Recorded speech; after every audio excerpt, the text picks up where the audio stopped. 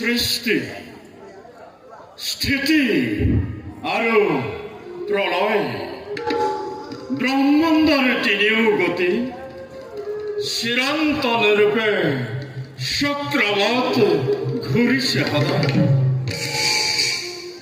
ব্ৰহ্মাৰূপে চৰাচৰ জগত কৰিছে সৃজন বিষ্ণুৰূপে ঘতে ঘতে হৈ বিৰাজমান সন্তক কৰিছে পালন আৰু মই ৰুদ্ৰ সাক্ষাততে সংসাৰ মূৰ্তি ধৰি খন্তেকতে প্ৰলয়ৰ নিৰিখনগনি জ্বলাই জগতৰ ধ্বংস যজ্ঞ কৰিম ঘোষণা।